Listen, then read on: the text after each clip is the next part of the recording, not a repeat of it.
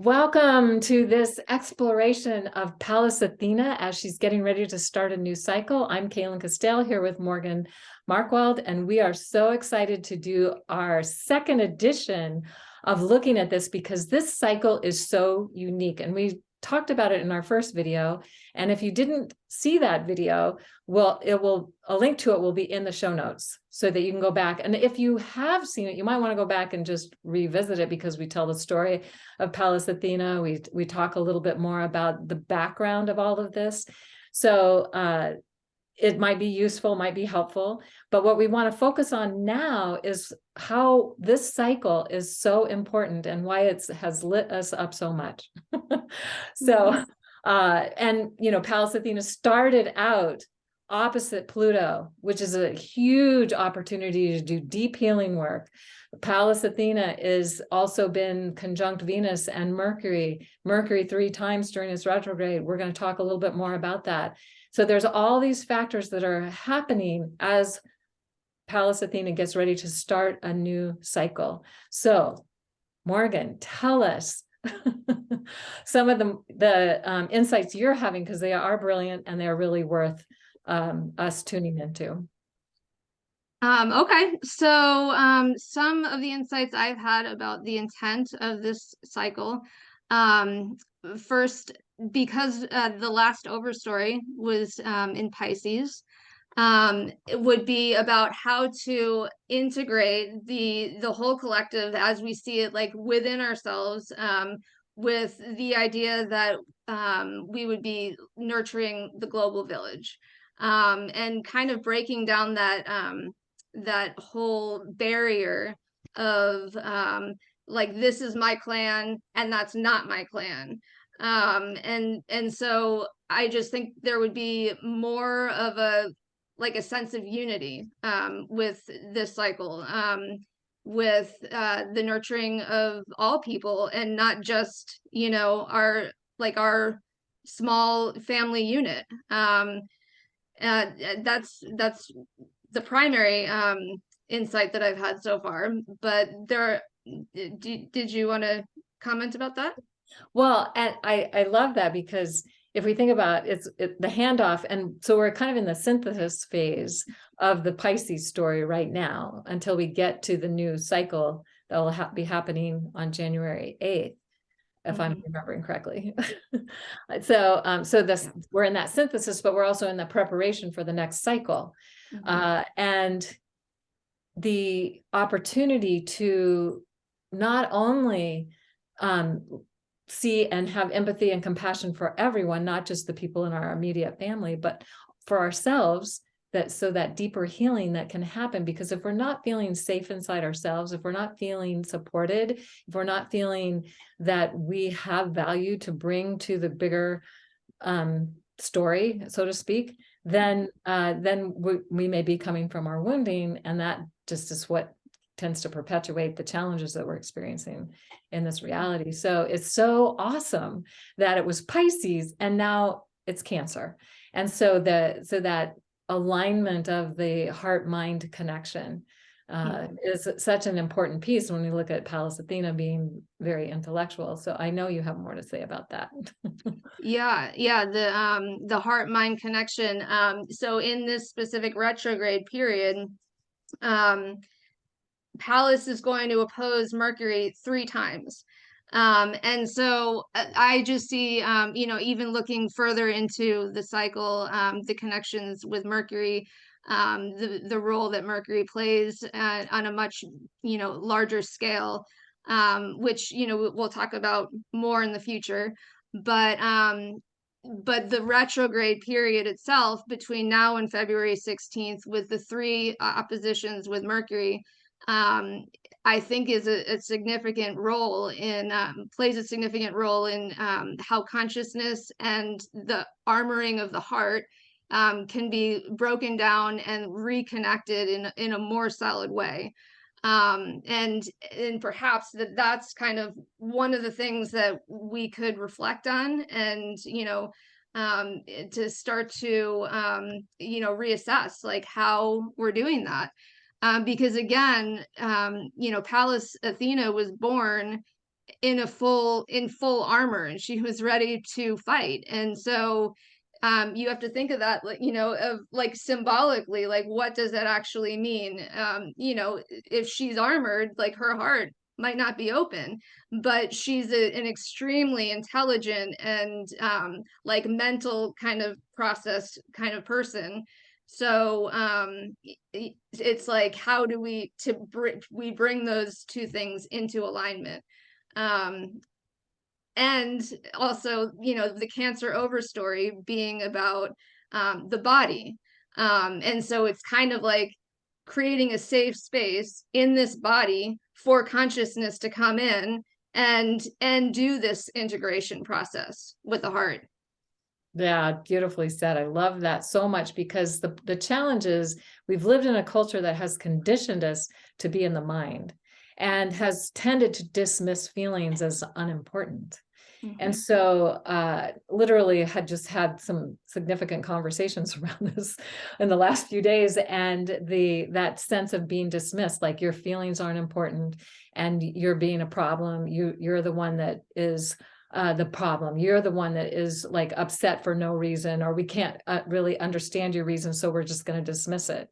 And that is a challenge that we have in our culture. And so how do we get to the place where we can it's not about spewing our feelings onto people or making them the problem. It's about finding the way to feel that we have the safety to feel what we feel, no matter how messy, no matter how angry, no matter how frustrated or loving and kind and generous it might be, that we can feel those feelings in ways that can move through us, so that we can have a sense of feeling safe within ourselves. And so it may be a practice. It's definitely a practice. I've been practicing it for a while, and some days I'm better at it than others. And also looking at, it's like sometimes we'll get triggered, and then we want to project those feelings that are whatever we're feeling, we want to project it onto somebody else. They're the problem. They're what's causing us to feel this way. And then that just makes it worse. So how do we get to the place where we feel safe enough inside ourselves to feel what we feel and own it, transform it if it needs to be transformed, or find a healthy expression for it, whatever that might be. Yeah, beautiful. Yeah. And so one of my other personal intentions for this cycle is to create a safe space in this body for the full range of my consciousness to return, and my intellect, and to explore my intellect in completely new ways. And so that is, and hopefully that'll help quiet my immune system, and offer some personal health healing for me. So Absolutely. I'm hoping that for you too. thank you. Yes. So meanwhile, there's going to be some significant events that are happening, and just want to share a chart that we can kind of get a sense of what this is about. But as Morgan was saying, the Mercury retrograde is finding its three oppositions to Pallas Athena. And one has already happened. It happened on December 24th. Another one's happening on January 5th, and another one's happening on January 27th. So those oppositions, well, you can see here on January 6th, we have the full moon. So it's the Cancer full moon happening with Pallas Athena right next to the moon, opposite Mercury right next to the sun. So the exact Mercury opposition happens the day before this exact full moon. And Pallas Athena is very much engaged in this full moon process. And then she goes direct 2 days later. So there's this she has the opposition with I'm the sorry, sun. opposition to the sun. You're right. I'm sorry. She doesn't go direct 2 days later. She goes direct in February. I just lost my train of thought there for a moment. Yeah. So yeah, she has the opposition to the sun that starts the new cycle 2 days later. Right. So this is like the final synthesis of the Pisces cycle as we're getting ready to go into the Cancer cycle. It's remarkable. And there's a square with Chiron on this on this chart. Yeah. So Chiron, it's the moon will have been square Chiron a few hours, just about for 8 hours prior to the exact full moon, but it's still very powerfully because if you think of a new moon, a full moon, I mean, the full moon is exact or looks full for 3 days. So it's like there's that window is a longer window than sometimes people just look at the exact full moon and that's it. The other thing about this full moon that's really remarkable is it's out of bounds. So it's outside the boundaries. And I don't know about Pallas, if she's outside the boundaries or not. That's a good question. I'm not sure.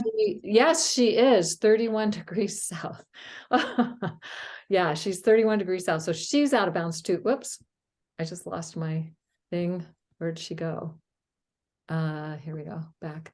Okay. So so she's out of bounds. Wow. The moon is That's out cool. of bounds. And so what that tells us is that we have this unique opportunity to go outside the boundaries of what has been our conditioned reality, to create something new, to have new intentions, to have new ways of doing things, to really come into the fullness of the possibilities of what can happen with this that we've been talking about already. And, you know, in terms of how to feel safe within ourselves, how to feel what we feel, how to align heart and mind so that they work together instead of in opposition to each other, that sort of thing. Yeah, beautiful. Beautiful. And so in this retrograde period also, she will make that exact square with Chiron. So I think there is kind of a Chironic theme that is going to be played out, you know, in the cycle. So and Chiron and Mercury also come together in certain alignments, you know, later down in the conjunction. So Pallas's conjunction with Mercury. So which is in Libra. That will be something we'll share more with you about, and because there's some stunning things happening around that. But it's like we have this opportunity, and here's the thing: Chiron will square Pallas Athena on January 27th. So in this, as the cycle's getting started, the new cycle will have started, then Chiron comes into play. And of course, we can see that Pluto's still kind of here hanging out. And it's not quite as close as it was when Pallas stationed retrograde in opposition to Pluto. But what these two things tell us, both Pluto and Chiron are shamanic initiators. They are, it's an opportunity to die to something that's no longer working.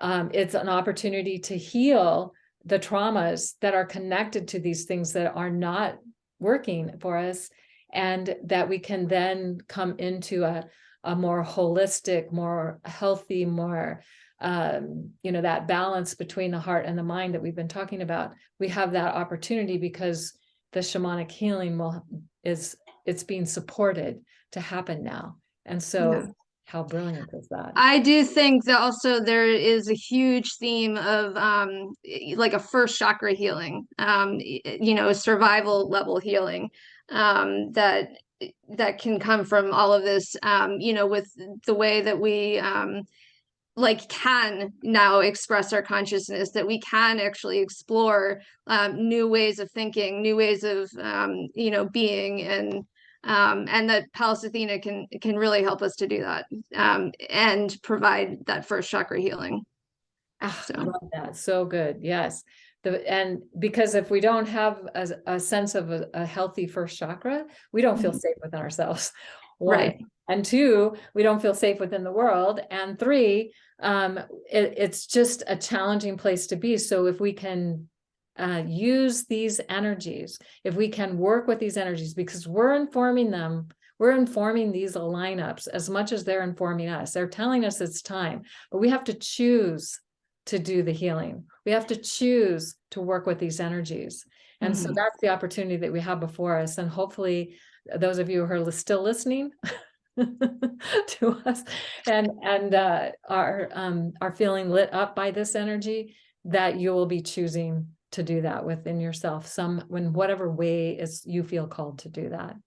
So, yeah. Any final words, Morgan? I think we pretty much covered it. All right, so we'd love for you to stay tuned because we're going to be looking at this cycle in little pieces going forward. So we'll bring you another video, talk to you a little bit more about some of the amazing things we're seeing, and hopefully you feel like this is something that's been helpful and supportive. So until we meet again.